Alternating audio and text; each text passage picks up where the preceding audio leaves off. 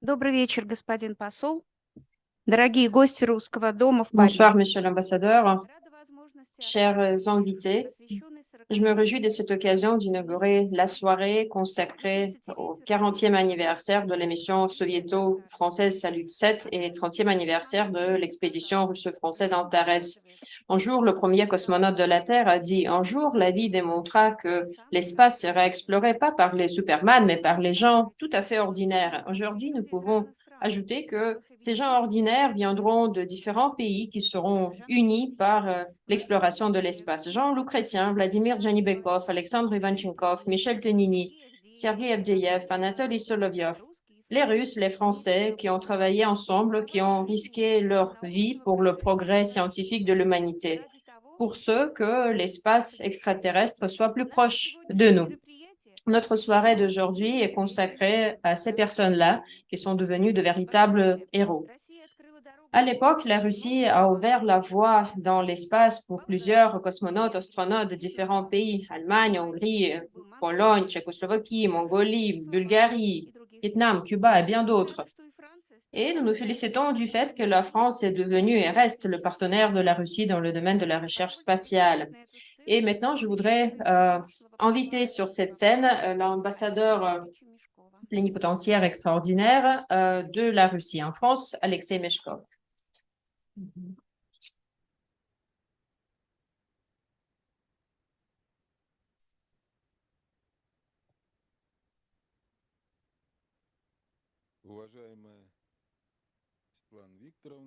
Chère Madame Gilina, chers amis, je vous salue chaleureusement à cette soirée consacrée aux vols spatiaux conjoints russo-français, le 40e anniversaire de la mission Salut 7 et 30e anniversaire de la mission Antares. Pour la Russie, la coopération avec la France dans le domaine spatial a toujours revêtu une importance toute particulière. Nos pays partagent plusieurs années de l'expérience de coopération vraiment unique.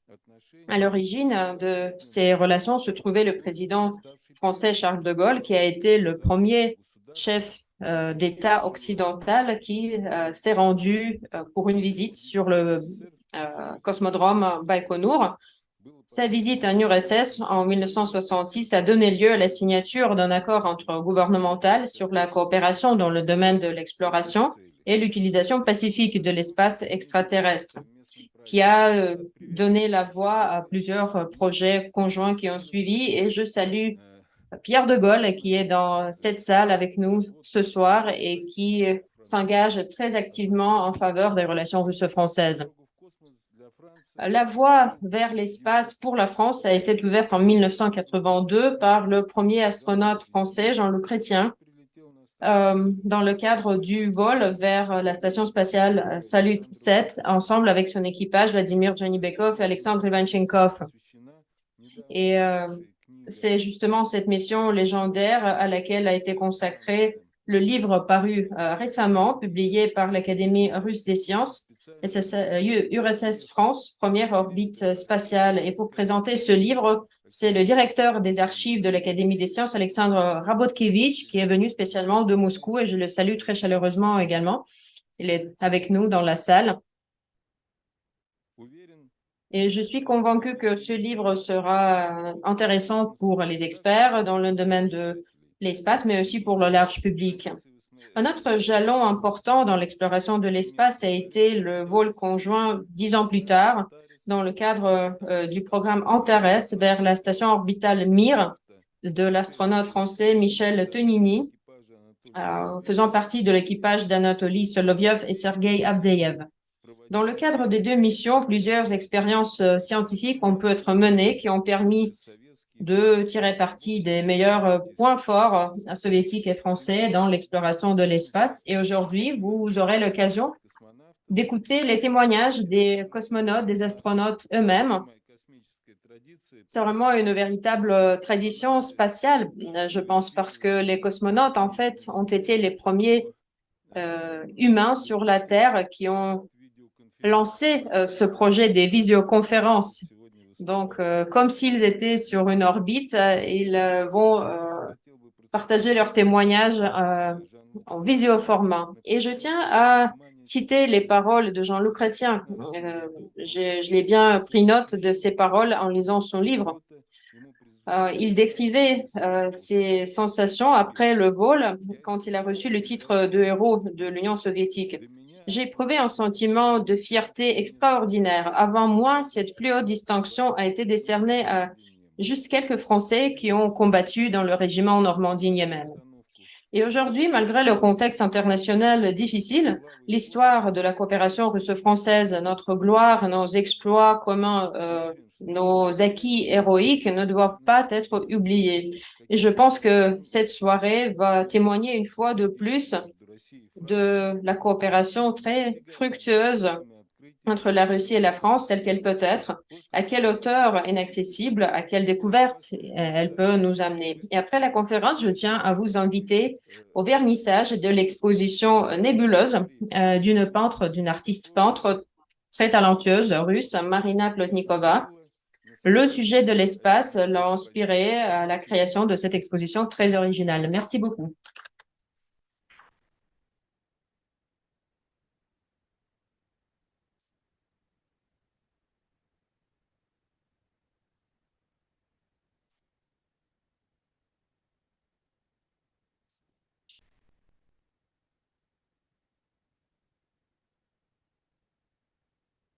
Je voudrais bien inviter sur cette scène Monsieur Pierre de Gaulle pour le discours de bienvenue. Merci.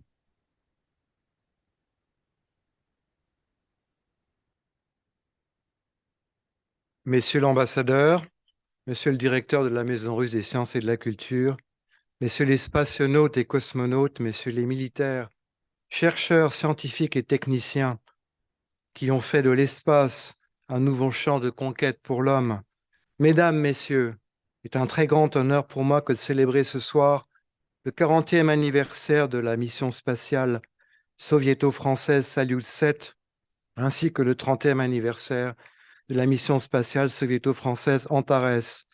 C'est une fierté de célébrer l'amitié franco-russe dans sa plus haute réalisation, l'espace, qui élève l'amitié entre les peuples et la coopération entre États.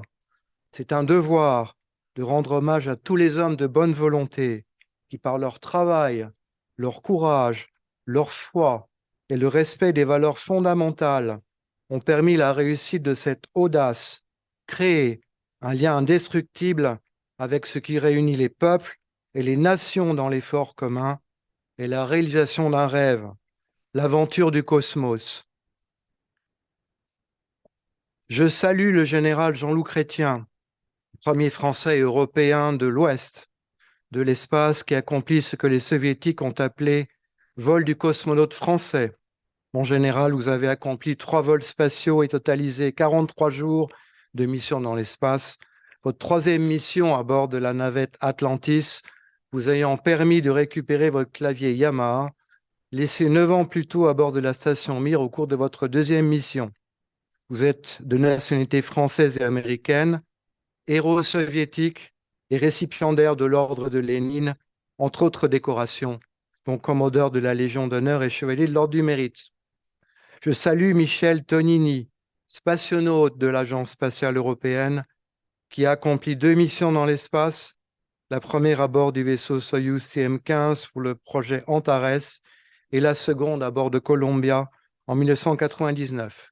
Vous avez été chef du Centre astronaute européen de l'Agence spatiale européenne. Vous êtes président du groupement aéronautique du ministère de l'Air. Et vous défendez aujourd'hui les vols habités auprès du grand public et pour aider les universités pour les travaux sur l'exploration spatiale habitée.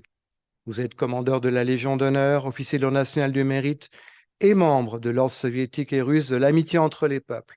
Je vous salue. Je salue aussi tous ceux qui ont rendu cette œuvre spatiale commune et l'ont faite si glorieuse. Je salue nos amis russes qui ont été les premiers dans la conquête de l'espace à réaliser le lancement du premier satellite spatial Sputnik en 1961, puis le premier vol humain dans l'espace avec la mission Vostok 1 et l'Euro Gagarine, mais aussi le premier vol féminin avec Valentina Tereshkova en 1963, ainsi qu'Alexis Loïnov, qui fut le premier homme à avoir réalisé une sortie extravéhiculaire en 1965. Mon grand-père était en admiration devant les avancées et les progrès russes.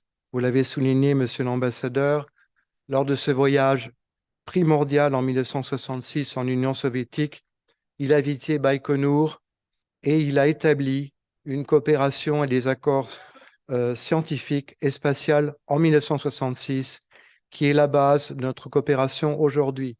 Je veux aussi honorer ceux qui, par leur courage et leur sacrifice, ont permis ces fantastiques conquêtes et tous ceux qui y ont perdu la vie, dont l'un des plus célèbres est sans doute chez vous, le colonel Vladimir Komarov, décédé en avril 67 à bord de Soyouz 1. Mir était la première station spatiale composée de plusieurs modules et la plus grosse avant l'ISS. La toute première station spatiale russe était Salyut, qui a été mise en service dès 1971. Aujourd'hui, le module russe représente 25% de la masse de l'ISS. Et la Russie est évidemment un acteur majeur de ce projet commun entre les grandes nations ayant accès à l'espace.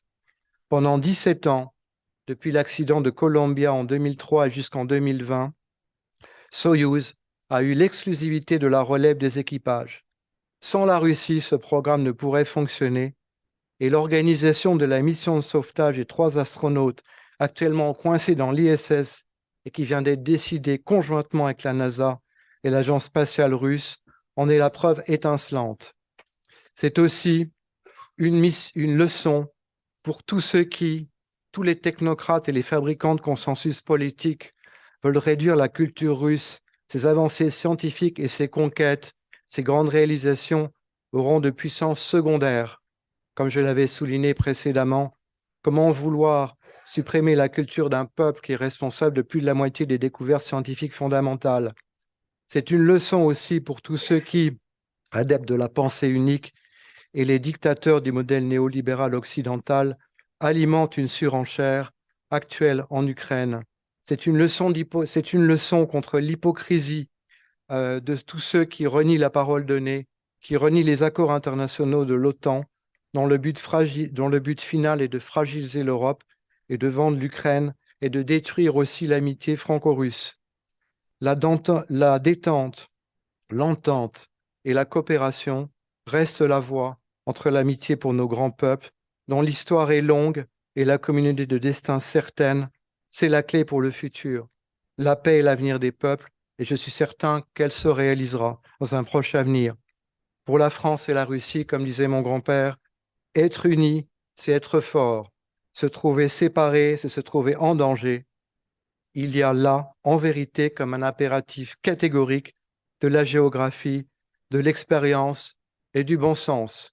Je crois à cette voie, je continuerai à défendre son œuvre. Je vous remercie de votre présence.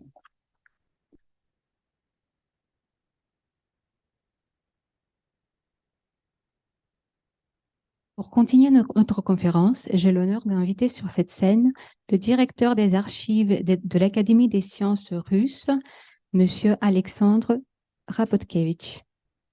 S'il vous plaît.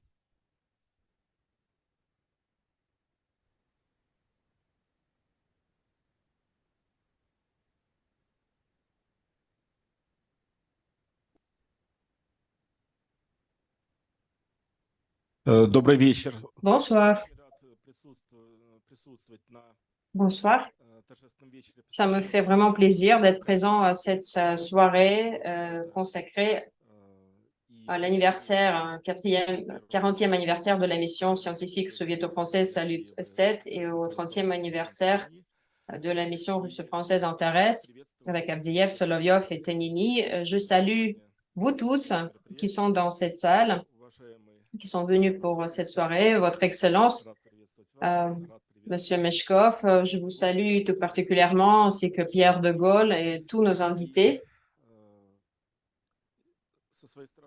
De ma part, je voudrais commencer en disant que la Russie accorde une importance toute particulière à l'amitié russo-française, à la coopération russo-française, y compris dans l'exploration de l'espace. Voilà pourquoi l'année dernière, qui a été jalonnée par des dates, des anniversaires très importants, notre institution, l'Académie des sciences et le musée de la cosmonautique n'ont pas voulu, bien sûr, rester à l'écart. Et donc, au cours de l'année dernière, le musée spatial et les archives ont accueilli plusieurs événements consacrés à ces anniversaires. Le musée spatial a notamment organisé une rencontre commémorative à l'occasion du 30e anniversaire du vol de Solovyov, Avdeyev et Tanini, qui a été suivi un mois plus tard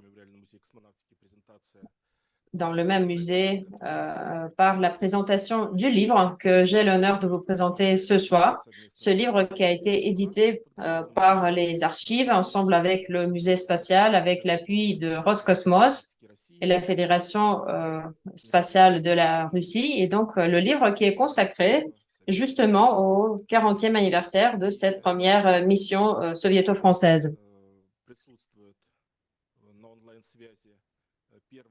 Le premier astronaute français, Jean-Loup Chrétien, est présent avec nous en ligne. Donc, Jean-Loup, si vous nous entendez, j'aurai le grand plaisir de vous donner la parole pour que vous puissiez partager vos témoignages, vos mémoires de ce vol. Добрый вечер, дорогие друзья. Bonsoir, chers amis, monsieur l'ambassadeur.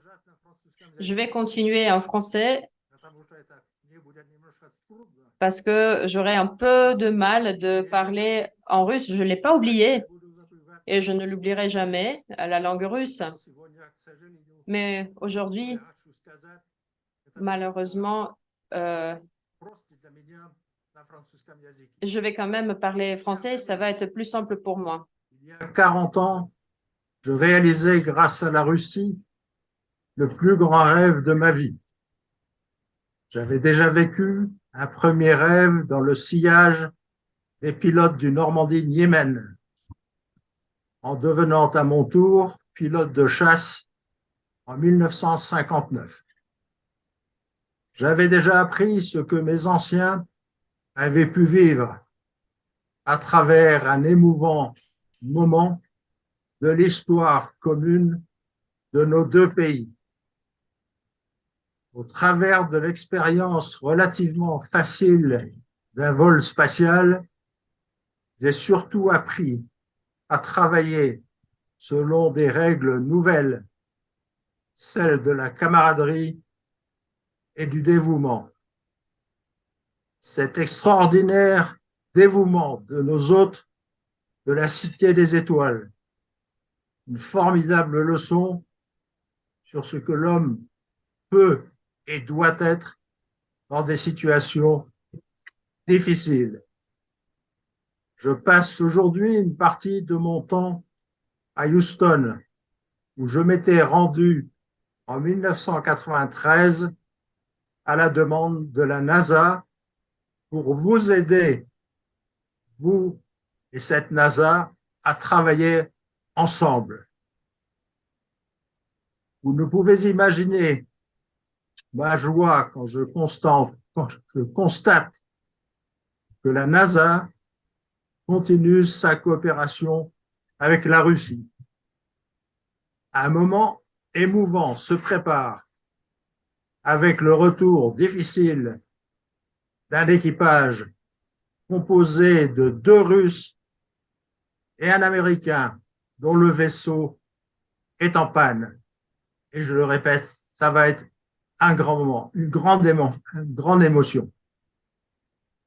La grande leçon que je tire personnellement de ces années exceptionnelles est cette fraternité, cette volonté, cette union pour faire face, selon la devise de Georges Guynemer. J'ai appris que plus l'homme décide de voler haut, plus son esprit l'accompagne haut dans cette entreprise à haut risque, le quotidien inexorable de l'homme de l'espace. Le monde d'en bas, de la surface, devient alors d'une grande banalité. Puisse-t-il seulement survivre à toutes ces batailles qui n'ont pas leur place dans le monde d'en haut. Merci à tous, en particulier à Vladimir Chatalov, Alexei Leonov, Vladimir Janibekov, Alexandre Yevanchenkov, Anatoly Berezavoy, Valentin Lebedev, Alexandre Volkov, Sergei Krikaliev, Vladimir Titov, Moussa Manarov, Валерий Поляков. Спасибо, дорогие друзья. Merci, chers amis. Moi, Я со своей стороны de mon côté, очень рад. Спасибо, Жан-Лу, за je vous remercie beaucoup de ce discours si touchant. Хочу сказать, что это не первая Je souhaiterais vous dire que ce n'est pas Жан-Лу Chrétien. la Очень première что intervention de здесь Jean-Luc его Chrétien. презентации Pendant la présentation de notre livre à Moscou, il a également pris la parole via la visio. Et lors de nos autres rencontres dédiées au 40e anniversaire du vol spatial, moi, j'ai eu la chance de vous rencontrer à Saint-Pétersbourg pendant la conférence GLEX. J'ai été heureux de faire votre connaissance. En mon nom personnel, je tiens à vous remercier infiniment de votre discours et de votre intervention. Et j'espère vous voir personnellement de nouveau dès que ça devient possible. Je serai ravie de vous voir en personne. Et nous serons ravis de vous accueillir chez nous, en Russie. On a des choses à vous montrer, à partager et organiser une belle rencontre avec ceux qui vous sont chers grâce à vos itinéraires conjoints. Je vous en remercie.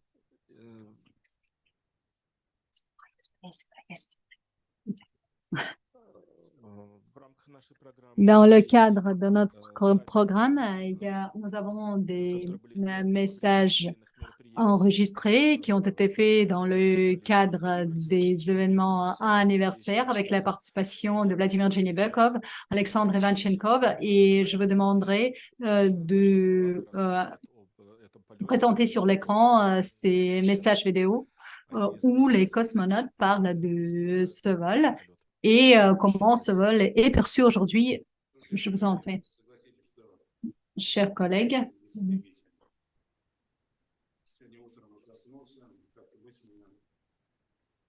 повернулся в сторону 82 года, 24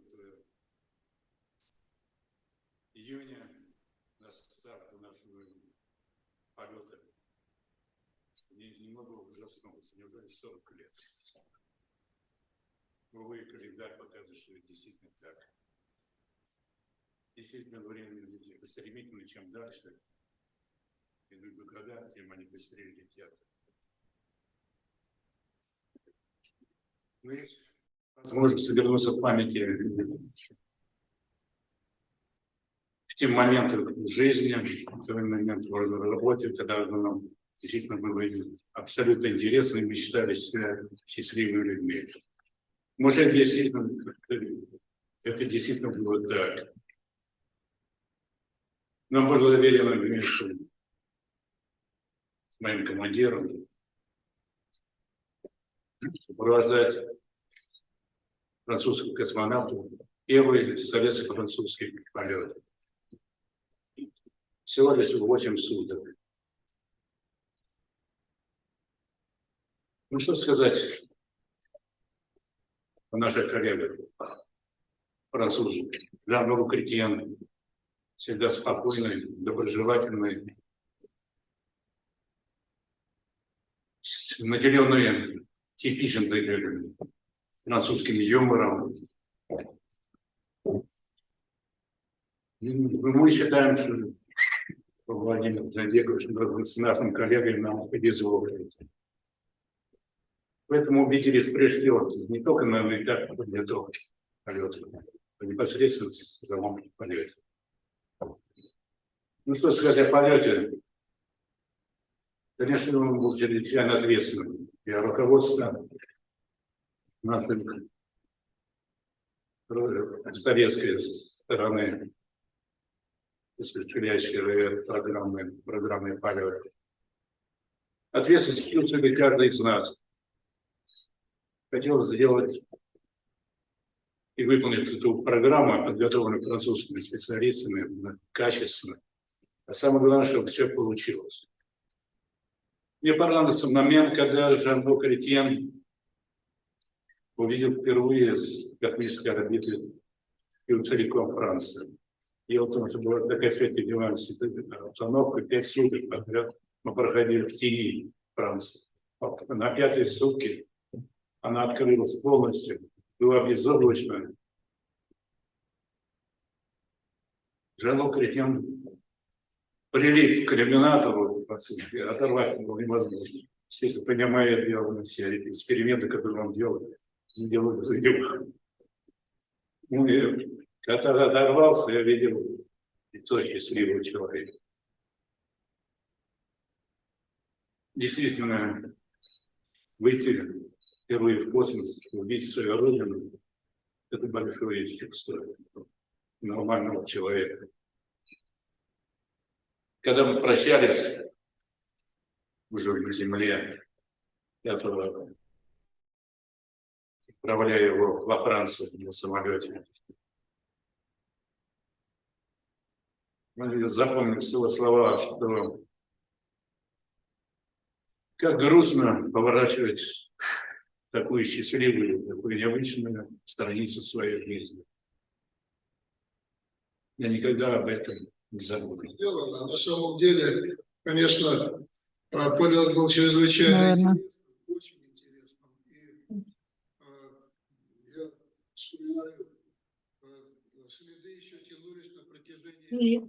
Je me rappelle que cette race avait duré depuis plusieurs années et les autres vols, y compris le deuxième vol de Jean Le Chrétien, étaient liés bien évidemment à l'exploit, à la réalisation de cette mission. Alors,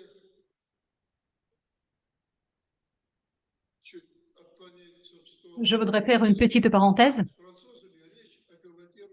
Avec nos homologues français, nous avons commencé à en parler à Oleg Makarov en 1979. C'était une grande inspiration. Puis, ils nous ont invités à plusieurs reprises à des entretiens privés, des rencontres. On souhaiterait se plonger plus dans ce sujet parce que le programme Intercosmos a influencé beaucoup de pays. Et la question était si les Français l'utilisaient, s'ils pouvaient l'utiliser, et la réponse était bien évidemment positive. Et Jean Le Chrétien s'est adapté très rapidement à notre routine, à notre culture. Il est à noter qu'il avait déjà 100 000 heures de vol derrière lui. Il avait un poste de commandant adjoint de la défense aérienne du sud de la France. C'était une position bien élevée dans cette hiérarchie. Il est passionné pour la musique d'orgue. Il a fait lui-même de la musique électronique. Il a apporté un instrument musical avec lui. Il jouait des fougues de Bach, Schnittke, etc. Lui, il les a fait par cœur. Il dessinait un peu. Il était très doué, talent multifacette. Et lorsqu'il a vu que Perestroïka était en train de se déployer, elle nous a dit, dis-lui, Volodya, dis là-bas que vous avez un pays merveilleux, il ne faut rien reconstruire. L'État ne peut pas produire des cuillères ou de papier de toilette, mais le reste est très très bon, vraiment formidable. Et puis il me pose la question, est-ce qu'il est difficile de faire partie, d'être membre de ça? Moi, je lui ai répondu qu'il n'y avait pas de problème et que nous allions te donner des lettres de recommandation avec Alexandre Ivanchenkov et cela suffirait pleinement.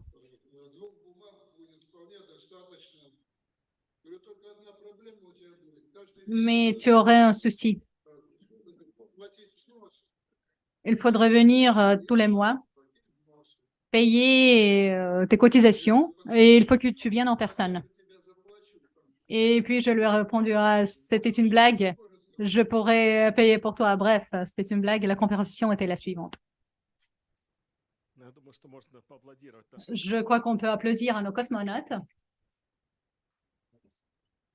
Вот. Ну, как я говорил, Comme je l'ai déjà évoqué, beaucoup d'événements anniversaires. был отмечен прошлый год L'année dernière a été marquée par ces événements dans в Москве. des structures et organisations différentes de Moscou et les enregistrements que vous avez vus tout à l'heure, les enregistrements vidéo de Ivanchenkov et de Jenny Bekov ont été faits à la cérémonie de l'inauguration de l'exposition L'homme se dirige vers les étoiles dans le centre de recherche. L'exposition dédiée au 40e anniversaire et 30e anniversaire puis de Alexandre Avdiev et de Michel Tonini est toujours disponible.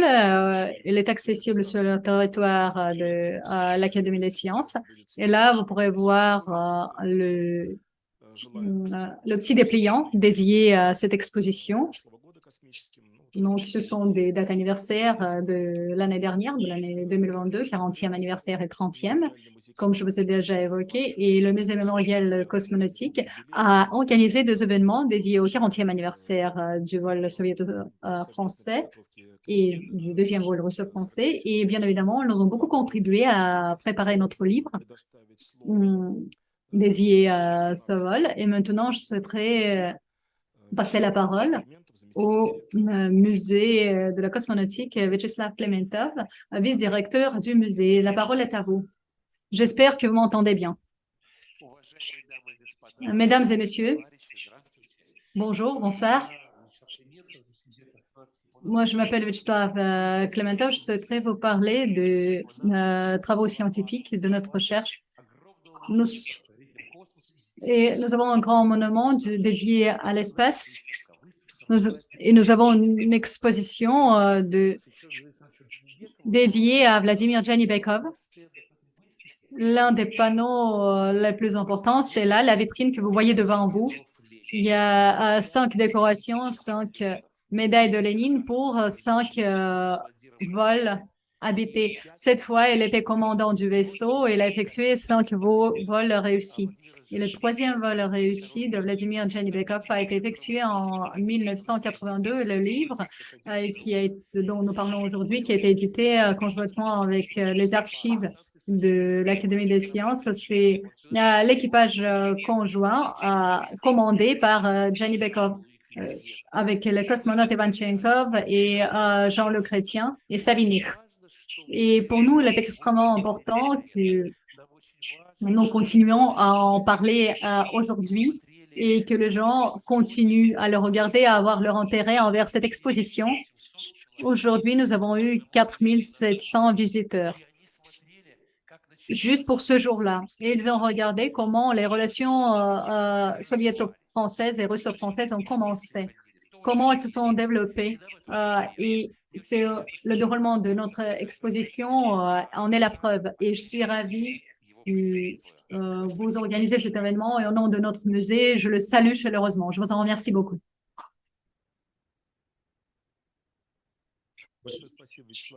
Merci beaucoup, Vyacheslav Lvovitch.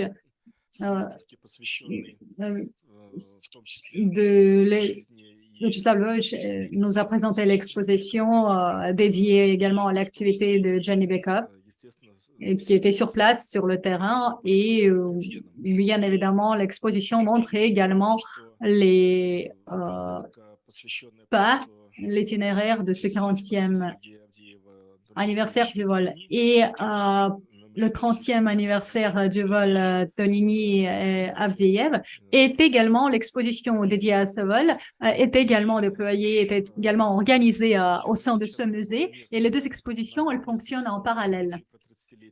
Et je crois qu'il nous faut dire quelques mots également sur le 30e anniversaire du vol russe-français et nous avons le message vidéo de Michel Bonsoir, je Tonini. remercie Son Excellence, l'ambassadeur de Russie en France et la Maison russe des sciences et culture à Paris pour avoir organisé cette soirée anniversaire pour l'émission Aragats et Antares.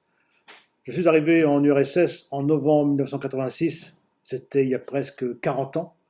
Des années studieuses à la Cité des Étoiles, dans un froid assez sérieux. C'était avant le réchauffement climatique, bien sûr.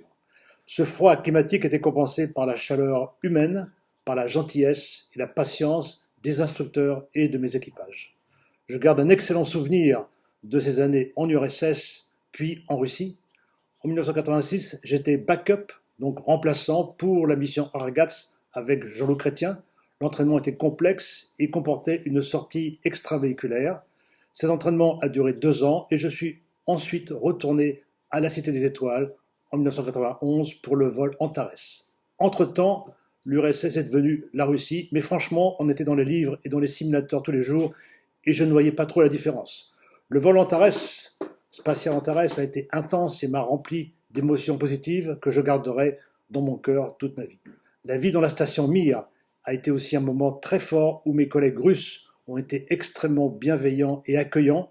Du reste, j'en ai fait un livre qui s'appelle « Un café dans l'espace ». Ce vol était court comparé aux vols spatiaux que nous faisons aujourd'hui, qui durent 6 mois au minimum. Après ce vol en 1992, je suis parti à la NASA pour aider à la construction de la Station spatiale internationale avec Jean-Loup Chrétien. Cette station est le premier niveau de coopération internationale absolument nécessaire pour construire un chemin de collaboration pour aller travailler ensemble sur la Lune, puis sur Mars, puis aller vers les astéroïdes. Il est très important de comprendre que cette coopération spatiale est nécessaire au futur de l'exploration, ce qui permet de mieux protéger la Terre. Je remercie ainsi tous mes instructeurs de la Cité des Étoiles, tous mes responsables de la Cité des Étoiles qui étaient avec moi à l'époque, qui ont été patients avec moi, et mon équipage dans l'espace qui m'a beaucoup aidé à mener à bien ce programme scientifique. Je vous remercie pour votre attention.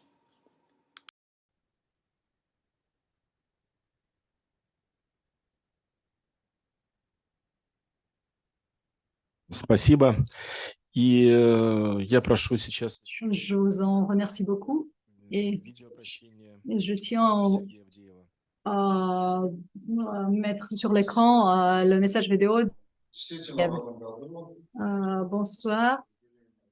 Cette année est marquée par beaucoup d'anniversaires, bien évidemment de mon premier vol. Ça a été le 3e cosmonaute de France, Jean-Luc Chrétien, Patrick Baudry et Michel Tonini. Moi, j'ai eu d'autres vols avec la participation des Français, Jean-Pierre Héneret. J'ai été dans l'équipage de réserve avec d'autres Français. Tous ces vols ont continué le programme des premiers vols communs. Et c'est une séquence logique de notre travail précédemment effectué. Tout a commencé non pas par des vols habités, mais par les automates, des appareils automatisés. Je voudrais souhaiter à tous nos cosmonautes en vie, en bonne santé, présente ici, Jean-Luc Chrétien, que je connais également. Je leur souhaite une bonne santé et de nombreux jubilés solennels fêtés de la même manière. Вот замечательно. Увидели мы участников. Merci beaucoup. Nous avons pu voir tous les participants de la mission Salut 7 à Antares. Мы имеем таким возможностям Ainsi, nous avons une possibilité практически в то время de nous начать retrouver сотрудничество. Вот à l'époque où cette coopération a terminé. Dans son message de bienvenue, son excellence a mis en lumière que le président Charles de Gaulle était le premier leader occidental qui était sur Baïkonour et qui avait ses propres yeux le lancement de Spoutnik de Baïkonour прошло с момента старта en 66, que 5 ans après le premier vol habité de Yuri Gagarin. Et en cette même année, en 1966, l'accord de coopération dans le domaine spatial, dans l'exploration spatiale entre l'URSS et la France a été signé. Simultanément, en 1966, le Conseil international sur l'espace, sur l'exploration de l'espace, je crois qu'on peut éteindre la vidéo.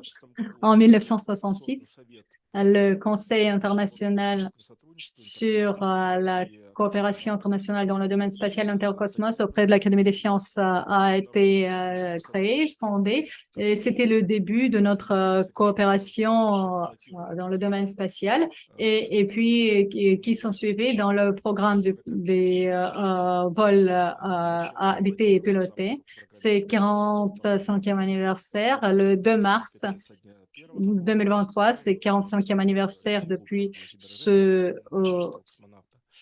le premier vol du cosmonaute tchèque Remek et du cosmonaute soviétique, du vol piloté,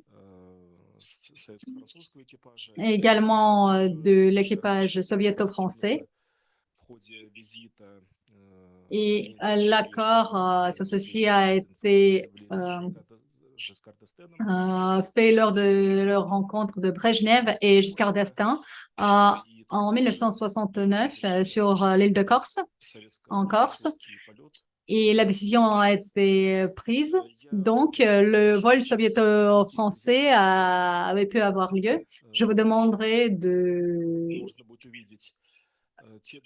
mettre en œuvre notre papier. On pourrait voir tous les documents bien rares de nos archives, également du musée mémoriel de la cosmonautique, des archives personnelles de Vladimir Djanipakov, qui sont présentés, qui font partie également de notre livre. Là, vous pouvez voir la copie de l'accord qui a été signé le 30 juin 1966. Je ne vais pas donner de commentaires, donc vous le voyez bien sur l'écran, bien en détail, de bonnes images, mais je souhaiterais attirer votre attention au fait que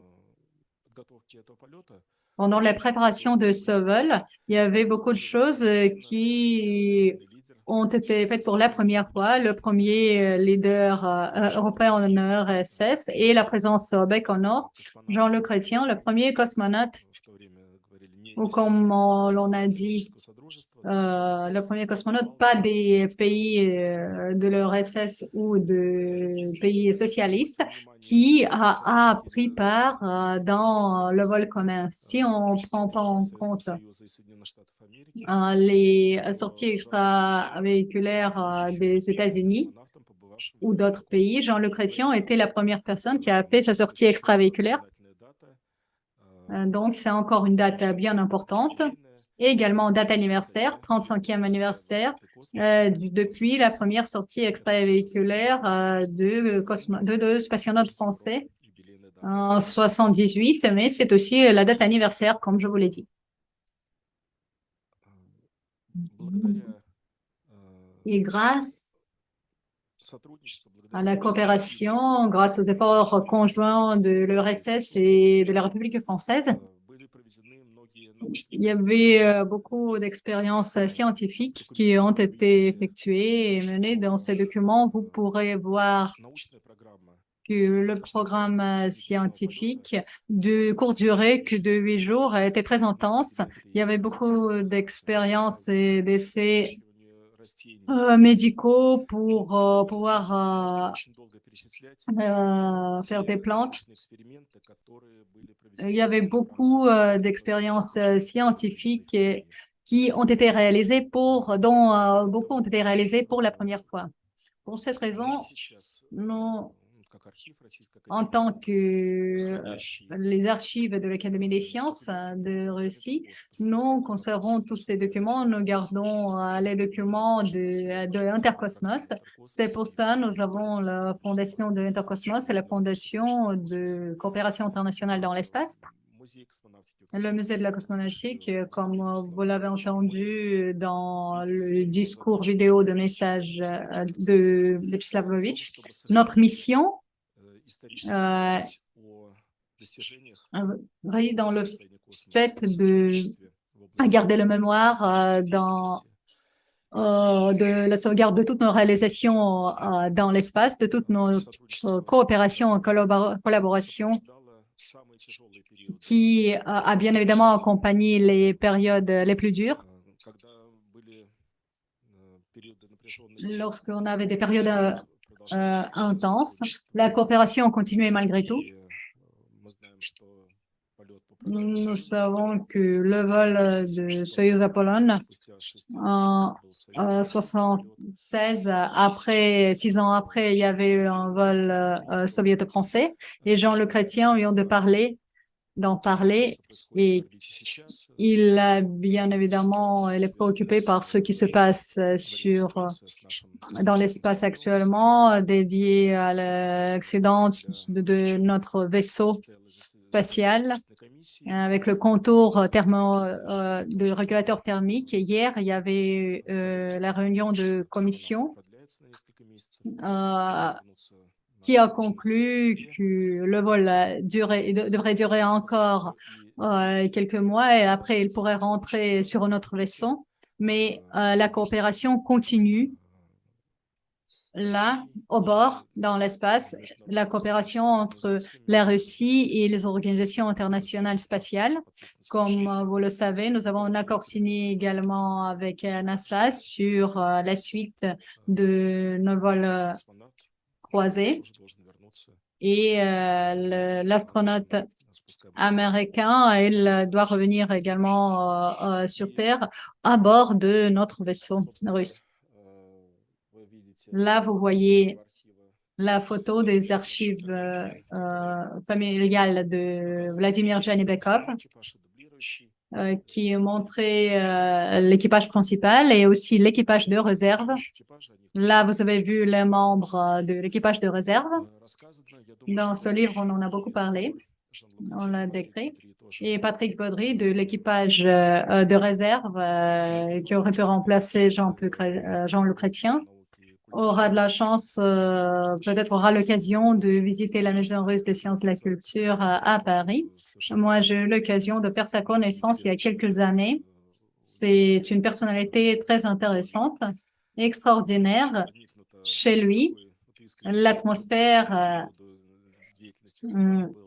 très conviviale et tout est inspiré de l'amour et de la période, vers la période de sa préparation au vol des années 70-80. Il y a beaucoup d'objets chez lui qui nous rappellent de cette époque-là. Vous avez bien évidemment entendu des discours bien touchants de nos cosmonautes de Jean Le Chrétien. Moi, de mon côté, je suis persuadée que la coopération russo-française dans le domaine spatial a bien évidemment un grand avenir. Et à mon avis, il y avait beaucoup de vols conjoints, communs qui ont déjà eu lieu. Pour cette raison, je souhaiterais vous montrer encore un livre. L'année dernière, ce livre a été préparé par la maison d'édition RNP. Moi, j'ai participé en tant que rédacteur scientifique et vous voyez, il y a des chercheurs de l'espace ce livre est dédié à toutes les explorations de l'espace pendant 60 ans, à partir du premier vol habité de Gagarine jusqu'à 2021, y compris les vols américains, les vols internationaux, les vols français, les vols chinois. Et bien évidemment, les vols russes, français et soviéto-français font partie de ce livre ici. Ensuite, je pourrais dire que le 30e anniversaire de la mission Antares figure également dans ce livre. Il y a un chapitre dédié à cette mission. Le livre que nous présentons aujourd'hui dans ces locaux est dédié au premier anniversaire du vol soviéto-français. Mais à mon avis, ce n'est que le début. Il y aura des dates anniversaires également, dates jubilées. Il y aura d'autres événements commémoratifs. De mon côté, je souhaiterais exprimer l'espoir et même la certitude que, conjointement avec nos homologues français, nos collègues français, les chercheurs, nous pourrons préparer un ouvrage plutôt fondamental, dédié à toute la coopération russo-française en général dans l'espace. Moi, je souhaiterais terminer mon intervention à ce point-là. Sur les images, vous voyez ceux qui figurent dans ce livre, dans cet ouvrage. Et le travail sur ce livre avec la famille de Vladimir Djenibekov, avec le musée mémorial de la cosmonautique, pour nous, a été vraiment très agréable et nous a permis de m'associer à ce temps, à cette époque, qui était le point principal de coopération, de début de coopération russo-française dans le domaine spatial. Après, pendant quelques minutes dans cette présentation, vous allez voir aussi des images. L'année dernière, j'étais au Baïkonour.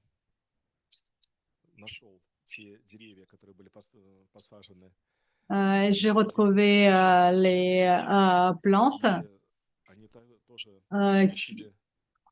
qui ont été plantées par Djenibekov, Ivanchenkov, et vous pourrez voir aussi cette preuve dans cet ouvrage-là. Là, vous voyez l'image des cosmonautes et devant ces arbres plantés. Là, les arbres plantés par Djenibekov et Ivanchenkov. Je tiens à vous remercier beaucoup et après la fin de la présentation, nous allons faire une petite cérémonie solennelle à part à la cérémonie de présentation de livres avec le musée de cosmonautique. Nous avons préparé également une carte postale commémorative spéciale. Vous pourrez voir l'image du timbre qui a été édité en 1982, dédié à ce vol. Et nous avons le saut spécial avec l'emblème de ce vol, 2 étoiles. C'est pour ça que je vous propose de procéder à la cérémonie d'oblitération de cette carte postale et inviter son Excellence Alexei Meshkov et Monsieur Pierre de Gaulle pour passer à la cérémonie d'oblitération de cette carte postale.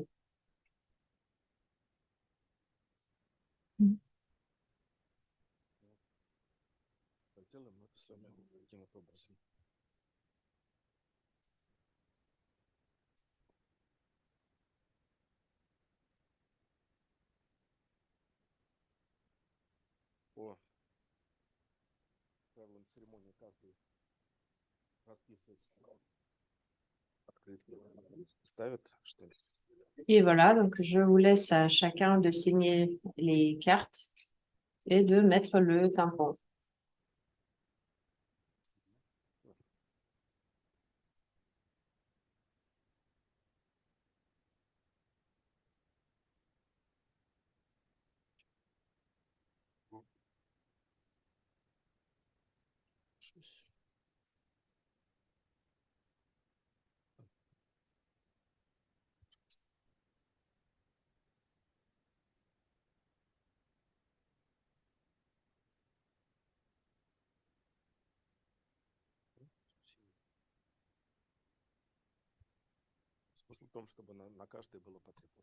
Donc l'idée est d'avoir toutes les 3 signatures sur chacune de ces cartes.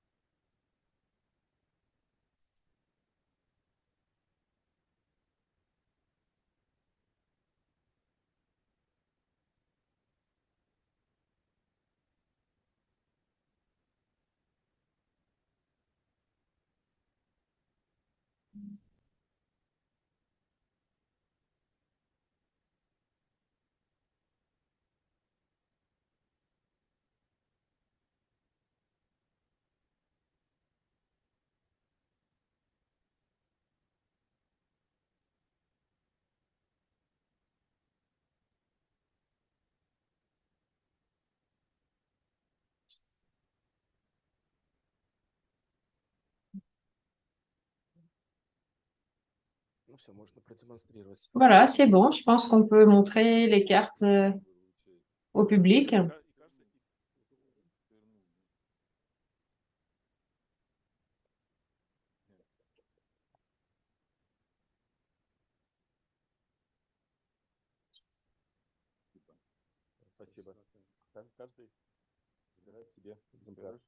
Merci. Maintenant, chacun peut prendre un exemplaire. Merci beaucoup.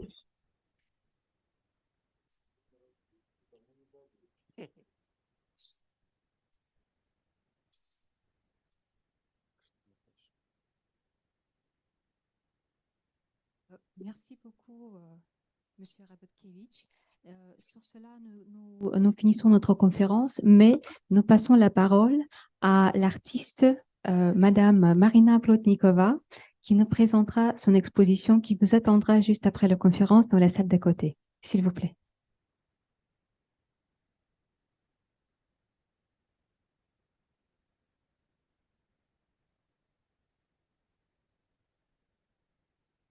Excellences, Monsieur l'ambassadeur, Mesdames et Messieurs, distingués invités, mes très chers amis.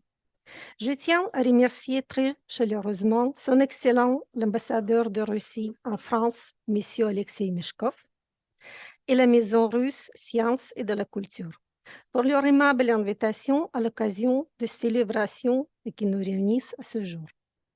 Le thème de mon exposition est celui de nébuleuse, terme qui vient du latin nebulus, nebula, qui signifie brouillé, nuageux, couvert, obscur, sibilant. Le terme cosmos vient du grec et signifie l'ordre de l'univers. Depuis mon enfance, en visitant le planétarium pour la première fois avec l'école, j'ai jamais oublié cette sensation de magie, de mystère et d'énigme, d'infini. Enfant, à l'époque soviétique, je peignais dans l'atelier de mon père, artiste peintre, et toute ma vie, cet infini fait travailler mon imagination. En peignant les nébuleuses, je me suis inscrite dans ce dialogue historique entre l'art et science. L'art et la science ont en commun de questionner l'univers, l'infini, l'inconnu, et de donner une représentation à ce qui n'est pas. La science par des concepts rigoureux et une quête de rationalité. La peinture par une conquête poétique, pigmentaire, où la figuration ou l'abstraction se posent et se mêlent d'un même geste. Les nébuleuses, c'est le mystère du début et de la fin. Et la forme est informe, qui définit et de sens. Vassili Kandinsky écrivait en 1913. Chaque œuvre naît du point de vue technique exactement comme naquit le cosmos. Mes nébuleuses sont une tentative de compter cette puissance cosmique où l'ordre et le désordre se mordent. Et comme disait Nabokov, il n'a pas de science sans imagination, comme il n'a pas d'art sans fait. Je termine en remerciant mon ami Stéphane. Sans lui, cela n'aura pas été possible. Merci pour ton aide. Et je veux remercier tous pour votre attention et je vous laisse découvrir et voyager mon imaginaire étoilé. Bonne année à vous tous.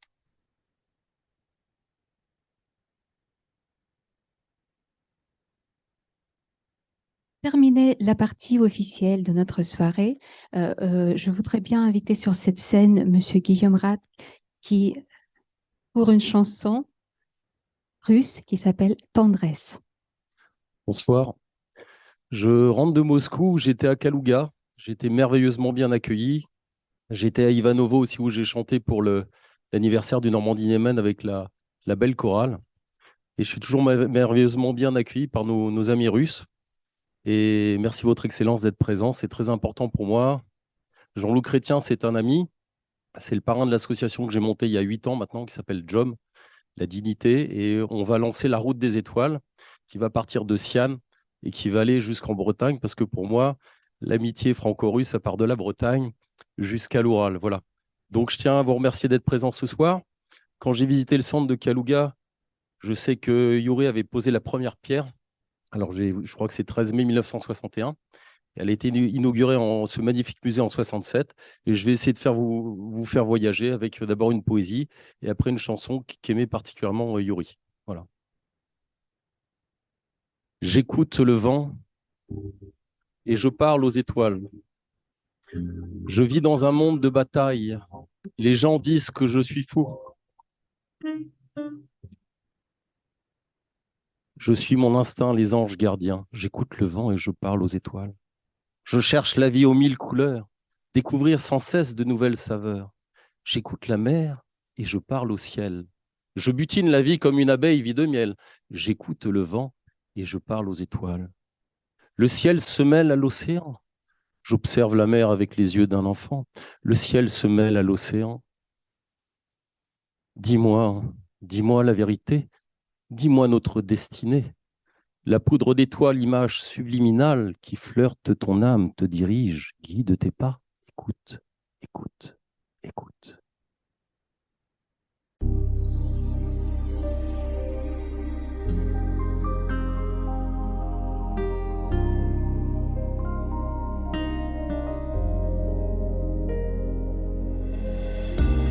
Опустела без тебя земля,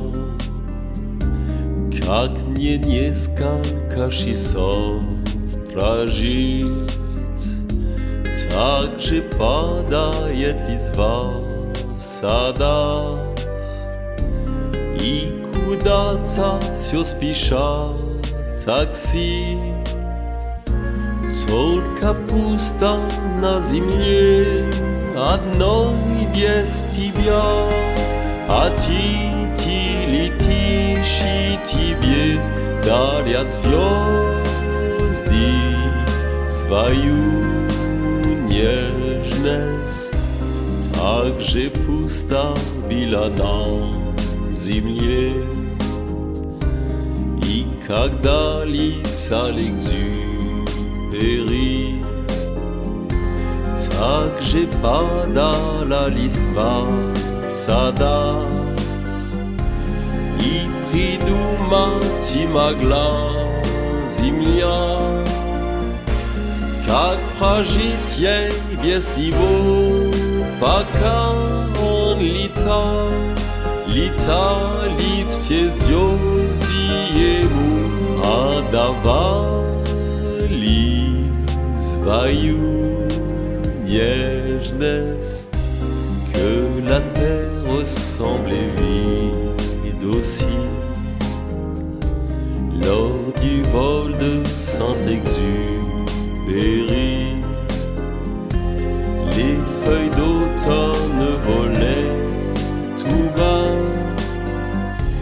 et la terre ne savait pas survivre à ces moments pendant qu'il volait près des étoiles, leur montrant leur tendresse, tendresse.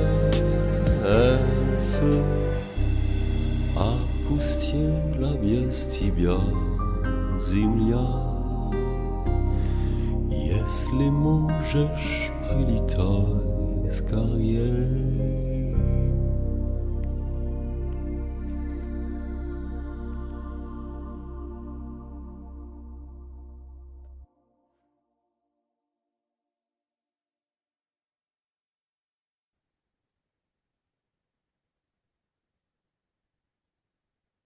Et maintenant, chers amis, nous sommes ravis de vous inviter dans la salle d'à côté pour contempler l'exposition et nous vous invitons aussi à un petit cocktail que nous avons préparé pour vous.